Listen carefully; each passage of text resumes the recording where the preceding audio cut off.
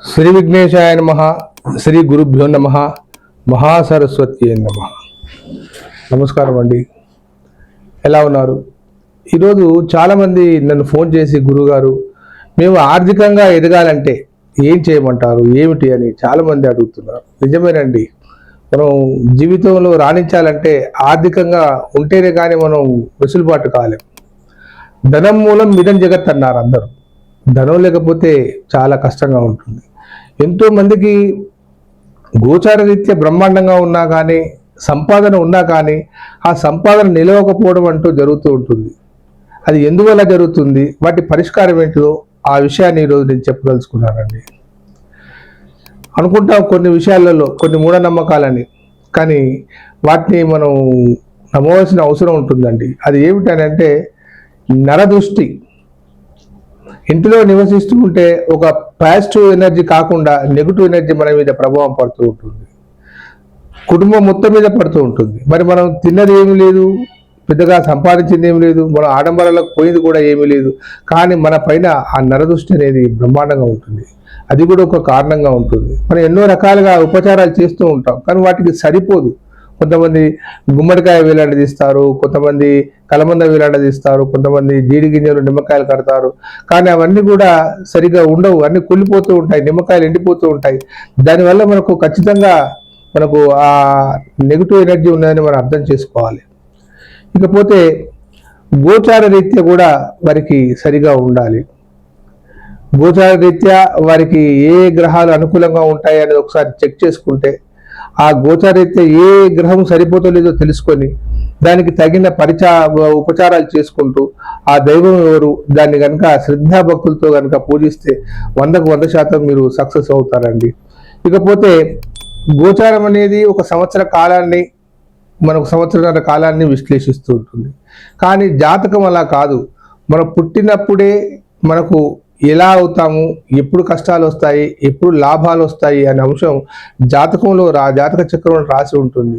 అందులో దశలు, అంతర్దశలు, మహర్దశలు, విదశలు అన్నీ తెలిసి ఉంటాయి. పుట్టినప్పుడే చెప్తారు జననకాల శాంతులు చేయించండి అని. మీ అబ్బాయికి పలానా సంవత్సరంలో గండం ఉందని చెప్తారు. మీ అబ్బాయికి పలానా సంవత్సరంలో ఇబ్బందికరంగా జరిగే సంఘటనలు ఉన్నాయని చెప్తారు. వాటిని మనం అప్పుడు మర్చిపోతాం. కానీ వాస్తవానికి మంచి జాతకుడు గనక, జాతకం చెప్పేవారు గనక, జ్ఞానవంతులై వారు గనక చెప్తే 100కు 100 స్వచ్ఛంగా జరుగుతుంటుందండి. కాబట్టి ఒకసారి జాతకాన్ని మనం పరిశీలించుకుంటే, ఇన్ని కష్టాలు పడుతున్నాం, ఇన్ని బాధలు పడుతున్నాం, ఇంత శ్రమలు పడుతున్నాం, ఒకసారి జాతకాన్ని పరిశీలించుకుంటే పోయిందే ఉందండి. అష్ట కష్టాలు పడుతున్నాం, వ్యసనాలకు బానిసలు అవుతున్నాం, ఇంటిలో గౌరవ భావాలు ఉండట్లేదు, 10 మందిలో అప్పుల పాలవుతున్నాం.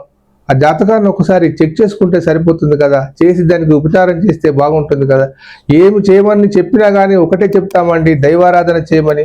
దేవుణ్ణి మించిన శక్తి ఏది లేదు. భగవంతుడు మనల్ని సర్వదా కాపాడతాడు. కానీ మనకు ఏ ఒక దైవం వల్ల మనకు లాభం జరుగుతుందని చెప్పేది జ్యోతిష్యం అండి.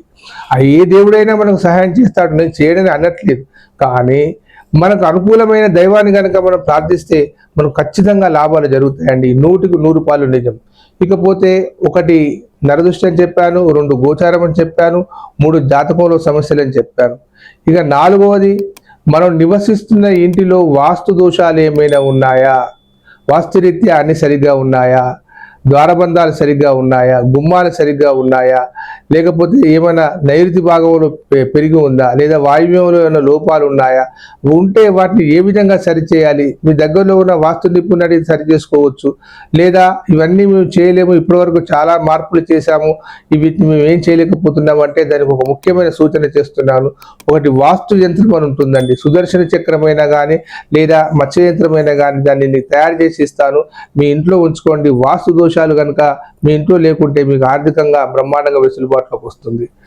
ఇకపోతే ఈ వాస్తు విషయంలో నైరుతిలో కనుక జాగ పెరిగి ఉన్నవారు, వారికి చాలా చాలా ఇబ్బందిదాయకంగా ఉంటుంది. మీరు ఏమి చేసినా కానీ పని జరగదు. అలాగే వాయువ్యం కూడా పెరిగి ఉంటే, అంటే కట్టిన స్థలము ఏదైతే ఉంటుందో మెట్నకు ఉందా లేదా, అక్కడ వాయువ స్థలము కనుక పెరిగి ఉన్నప్పుడు ఇంట్లో అనారోగ్య సమస్యలు, ఇంటిలో పెద్దవారికి అనారోగ్య సమస్యలు, ఇంటిలో కుటుంబ యజమాని తగాదాలు ఇవన్నీ జరుగుతూ ఉంటాయి.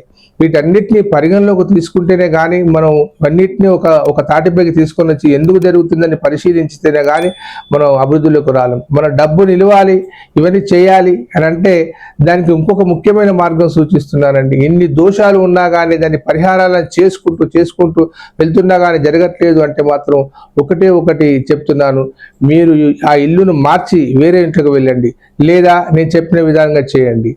ఒకటి, మీ నరదృష్టికి నేను ఒక యంత్రాన్ని ఇస్తాను, దాన్ని కట్టుకోండి. లేదా మీరు ఒక కిలోంబావు పట్టికను ఎర్రగుడ్డలో కనుక కట్టి మీరు గుమ్మానికి వేలాడదీయండి. అది మీకు ఒక లాభాన్ని చేకూరుస్తుంది. గోచార రీతి అంటారా, మీరు ఏ రాశో మీకు జన్మనామం ఉంటే జన్మనామం పంపించండి. లేదా అలా కాకుండా కానీ మీకు జాతక చక్రం కనుక ఉంటే జాతక చక్రాన్ని పంపించండి. దాన్ని పరిశీలించి దాని పరిష్కార మార్గాన్ని చెప్తాను. జాతకంలో లోపాలు కనుక ఉంటే మన జీవితంలో ఏ ప్రయత్నం చేసినా ఫలించదండి. కొంతమందికి రాహుగ్రస్తమై ఉంటుంది, కొంతమందికి కాలసర్ప దోషాలు ఉంటాయి, కొంతమందికి కుజ దోషాలు ఉంటాయి.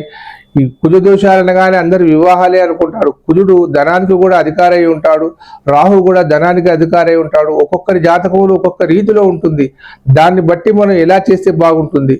ఇంకొక విషయం, మనం ఇంత కష్టపడుతూ ఉన్నాం, ఇన్ని చేస్తూ ఉన్నాం కదా, కొన్ని సందర్భాలలో కొన్ని నమ్మవలసిన అవసరం ఉంటుంది. అదృష్టమైన లాకెట్స్ అని కొన్ని ఉంటాయి, మెడలో ధరిస్తే మీకు మంచి లాభాలు జరుగుతాయి. అది వినడానికి ఇదేదో బిజినెస్ గురించి చెప్తున్నాడు గురుగారు, దీనివల్ల ఎంతో చేశాం మేము, అన్ని వేస్ట్ ట్రాష్ అని అనుకోకూడదు. ఎందుకంటే పూర్వకాలం నుంచి కూడా రత్నధారణ అనేది చాలా చాలా ప్రధానమైంది. దానివల్ల 100కు 100 సక్సెస్ అవుతారు. నేను చెప్పిన విషయాలని మీరు గుర్తుంచుకొని మీకు ఏదైనా నా వల్ల సహాయం కావాలనుకుంటే ఈ కింది నెంబర్ ఫోన్ చేయండి, మీకు తప్పనిసరిగా సహాయం చేస్తాను. ఉంటానండి, మీ ప్రకాష్ గురు, ఆస్ట్రో న్యూమరాలజీ.